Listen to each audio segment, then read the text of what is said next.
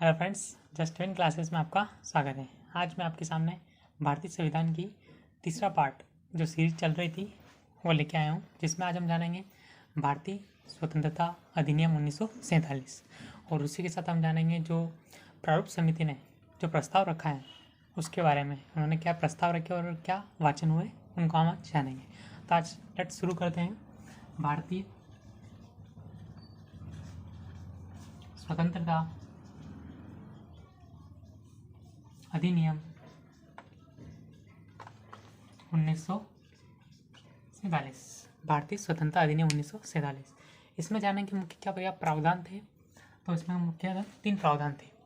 क्या लिख लेते हैं हम। फर्स्ट, इसका जो फर्स्ट था, जो भारतीय संविधान सभा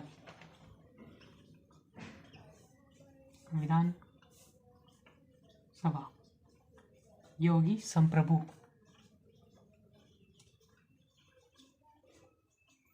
यानी कि भारतीय संविधान सभा संप्रभु, यानी कि भारतीय संविधान सभा पर अब ब्रिटेन का कोई भी कानून कार्य नहीं करेगा। और उन्हीं के साथ चलते हैं। सेकंड नंबर इसमें बताया गया सीटों के बारे में कि जो सीटें हमें मिली गई थी, तो वो सीटें कितनी 3, 8, 9 सीटें थी। वो सीटें अब घट कर हो गई 2, 9, 9 सीटें। अब सीटें कम होने का कारण क्या है वो अगर हम जाने तो कमी का कारण तो है पाकिस्तान निर्माण। कमी का कारण है पाकिस्तान का निर्माण। अब हम जानेंगे तीसरा पॉइंट। भारतीय स्वतंत्रता अधिनियम में 3 पॉइंट दिए थे और तीसरा जो पॉइंट है वो बोलता है कि भारत के लिए एक संसद का निर्माण किया जाए। तो इसमें क्या करेंगे, संसद निर्माण। अब भारतीय जनप्रतिनिधि जो चुनकर आए थे उन्होंने एक निर्णय निकाला कि जो संसद होगी वो संविधान सभा ही हो, यानी कि संविधान सभा को अब 2 कार्य करने पड़ेंगे। कौन कौन से, यानी लिख लेते हैं हम। संविधान सभा 2 काम करेगी। पहला काम कानून निर्माण का, दूसरा जो काम है वो करेगी संविधान निर्माण। ये 2 मुख्य कार्य होंगे, कानून निर्माण और संविधान निर्माण। अब जब संसद सभा है वो अगर कानून निर्माण का काम करेगी, यानी कि विधायिका का काम करेगी, तो ये हो जाएगी एक संसद। इसका जो अध्यक्ष बनाया था वो बनाया था G.V. मावलंकर साहब, ये थे प्रथम अध्यक्ष। अब हम जानते हैं सेकंड पॉइंट। तो सेकंड पॉइंट जो था इसमें आता है इसके जो पहली बैठक, यानी कि प्रथम बैठक जो होती है वो होती है 17 नवंबर 1947 को। 17 नवंबर 1947 को प्रथम बैठक होती है। और इसी की हम अगर अंतिम बैठक देखें,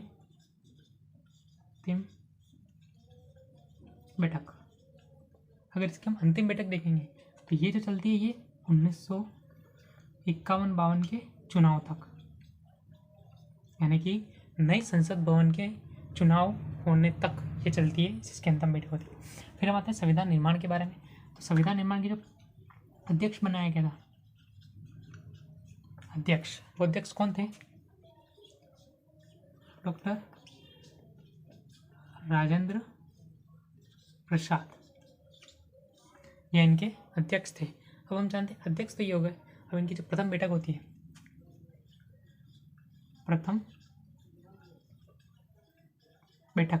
प्रथम बैठक जो चलती है वो चलती है 9 दिसंबर 1946 को प्रथम बैठक। और अंतिम बैठक जो चलती है 26 जनवरी 1950 को मान सकते हैं कि उस स्थान से यह संविधान लागू हो गया था, इस कारण से। ठीक है, अब नेक्स्ट हम पढ़ेंगे संविधान निर्माण। जो अध्यक्ष थे राजेंद्र प्रसाद जी, प्रथम बैठक 9 दिसंबर 1946 को होती है अब इसी के हम देख लेते हैं कि जो अंतिम बैठक होती है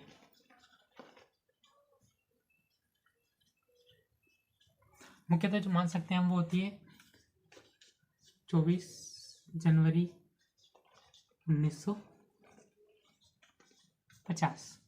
इस पर क्या है, लास्ट हस्ताक्षर कर दिए जाते हैं किनके द्वारा, जो भी मतलब संविधान सभा के जो अध्यक्ष थे और उनके जो सदस्य थे उनके द्वारा हस्ताक्षर कर दिए जाते हैं। और 26 जनवरी को 1950 को संविधान लागू हो जाता है। ये संविधान लागू हो गया। और अपने को पता है कि 26 नवंबर 1949 को संविधान पूर्ण हुआ था। ये तो हुआ था पूर्ण, यह होता लागू, और इसको माना जाती है अंतिम बैठक। ये हम तीनों पॉइंट देख सकते हैं। ठीक है फ्रेंड्स, अब हम जानेंगे जो प्रारूप समिति है उन्होंने जो प्रस्ताव रखे हैं उनके बारे में जानेंगे। ठीक है, जैसा कि हमने देखा संविधान सभा के बारे में और संविधान सभा ने किस प्रकार अपनी अंतिम बैठक पूरी की। अब हम जानेंगे प्रारूप समिति के बारे में। और अभी हमने देखा कि भारतीय स्वतंत्रता अधिनियम 1947। हम जानेंगे प्रारूप समिति प्रस्ताव। प्रारूप समिति प्रस्ताव यानी कि प्रारूप समिति जो बन गई उसमें कितने सदस्य थे, हमने देखा 7 सदस्य थे। 7 सदस्य थे। अध्यक्ष कौन थे, तो उनके अध्यक्ष थे डॉक्टर भीमराव अंबेडकर। डॉक्टर भीमराव अंबेडकर साहब थे। और अब हम जानते हैं कि जो प्रारूप समिति है उन्होंने जो प्रस्ताव रखा वो कब रखा था। तो उन्होंने प्रारूप समिति ने जो प्रस्ताव रखा उसको जानेंगे। तो यहाँ लिख सकते हैं हम प्रथम प्रस्ताव। अब प्रथम प्रस्ताव जो रखा उन्होंने कब रखा, तो डेट थी उसकी 21 फरवरी 1948। 21 फरवरी 1948 को। अब क्या रखा, तो इसमें जो देखिए कि इन्होंने रिपोर्ट सौंपी जिसमें थे आर्टिकल 315 प्लस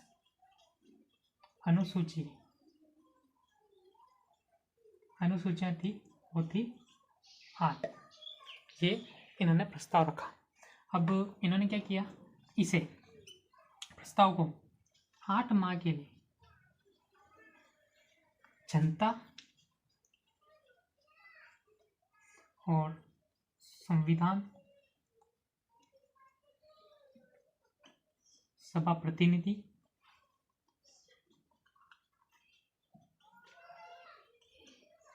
संविधान सभा जो प्रतिनिधि है इनके पास संशोधन यानी कि सुझाव के लिए भेजा।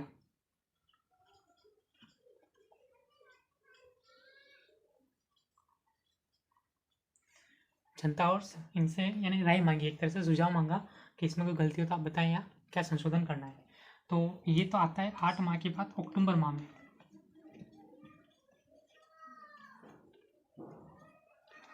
अक्टूबर माह में आता है। अब अक्टूबर माह 1948 में आता है। आने के बाद इसका जो ये जो प्रथम प्रस्ताव था इसी को हम प्रथम उद्देश्य भी कह सकते हैं। और इसी में इनका जो सुझाव आया, सुझाव आने के बाद दूसरा प्रस्ताव तैयार हुआ, यानी कि वो सारा जोड़ तोड़ के उन्होंने दूसरा प्रस्ताव या उद्देश्य भी कह सकते हैं उसको, प्रस्ताव रखा।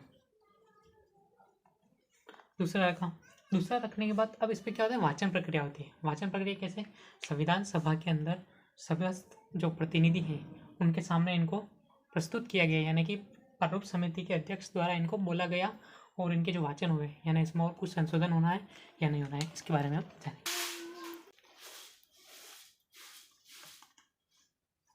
अब हम जानेंगे वाचन के बारे में। वाचन को देखा जाए तो 3 भागों में इसको रख सकते हैं, यानी 3 बार वाचन हुआ। यहाँ लेते हैं हम प्रथम, ये हो जाएगा द्वितीय, और ये हो जाएगा तृतीय वाचन। अब प्रथम वाचन, अब इनकी डेट याद करने के लिए क्या करेंगे, सर्वप्रथम एक चीज़ देखते हैं, तो ये नवंबर महीने में होता है, नवंबर में होता है शुरू, नवंबर में फर्स्ट वाचन खत्म, ये पहला वाचन है। और साल सेम, जैसे 1900, क्योंकि ये मतलब पीछे हमने लिखा था कि अक्टूबर 1948 को प्रस्तुत होगा, 1948 से ही शुरू होगा, ये भी 1948 का नवंबर ही चलेगा। फिर इसके बाद नवंबर से ही शुरू होगी, क्योंकि नवंबर में ख़त्म हुआ है, तो ये होगा नवंबर 1948 से शुरू, और अब अगले साल अक्टूबर में चला जाएगा, अक्टूबर 1949 पे चला जाएगा। फिर अक्टूबर के बाद नवंबर आता है, फिर नवंबर 1949, और लास्ट डेट अपने को पता है कि ये जब संविधान लागू हुआ उसकी डेट आ जाए, मतलब संविधान पूर्ण हो गया उसकी डेट 26 नवंबर 1949, ये होगी डेट। अब हम देखते हैं इनकी डेट, मतलब तारीख के लिए क्या करेंगे हम, एक छोटा सा ट्रिक रख सकते हैं याद, वो हो जाएगा, फर्स्ट में जोड़ने हैं 5, पहली तारीख आपको याद रखनी पड़ेगी, वो रखनी पड़ेगी 4 नवंबर, बस 5 जोड़े, 6 जोड़े, 2 जोड़े, 3 घटाए, ये 5 है, एक कम कर दिया, फिर बाद में इन दोनों को भी देखें तो इनका भी योग 5 ही होता है, मतलब कैसे भी आप याद कर सकते हैं। ये 4 है, 4 के अंदर 5 जोड़ेंगे तो हो जाएगा 9 नवंबर 1948। फिर इसके बाद 6 है, 6 जोड़ते हैं 9 में तो कितने हो जाएंगे, 15 नवंबर 1948। फिर उसके बाद 2 जोड़ेंगे 16 17 अक्टूबर 1948। फिर उसके बाद 3 घटा देते हैं तो आ जाएगा 14 नवंबर 1949। मतलब इन तीनों डेट को, तीनों वाचन होते हैं जिनमें हर एक प्रतिनिधि, इनके ऊपर कुछ सवाल जवाब और उन्हीं के साथ संशोधन प्रक्रियाएँ भी चलती रहती हैं। और ये प्रारूप समिति का पूरा पाठ था जिसमें हमने देखा कि प्रारूप समिति ने जो प्रस्ताव नवंबर 1949 तक, मतलब 26 नवंबर 1950 तक चला, ये ड्राफ्ट तैयार हो गया, इसको बोलते हैं तैयार, यानी कि 26 नवंबर 1949 को ड्राफ्ट तैयार हुआ जिसमें सभी ने हस्ताक्षर किए, किसने, प्रारूप समिति के सदस्यों ने। और फिर इसके बाद ड्राफ्ट तैयार होने के बाद जो संविधान लागू होता है वो होता है 26 जनवरी 1950 को। कारण आपको पता है, लाहौर अधिवेशन में पूर्ण स्वराज की मांग के उपलक्ष्य में इनको ये डेट निश्चित की गई थी। ठीक है फ्रेंड्स, तो आज हमने जाना प्रारूप समिति के प्रस्तावों के बारे में। कल से हम प्रस्तावना शुरू करेंगे, उद्देश्य अब जैसे ही हमने सर्वप्रथम नेहरू जी ने पेश किया था उद्देश्य प्रस्ताव, उसी को आगे चलकर प्रस्तावना रूप दिया गया है और उसमें कुछ चीज़ें जोड़ी भी गई हैं, संशोधन भी हुए हैं और उनको हम विस्तार से जानेंगे कल वाले वीडियो में। और यहाँ तक देखने के लिए धन्यवाद। Please subscribe our channel just win classes. Thank you.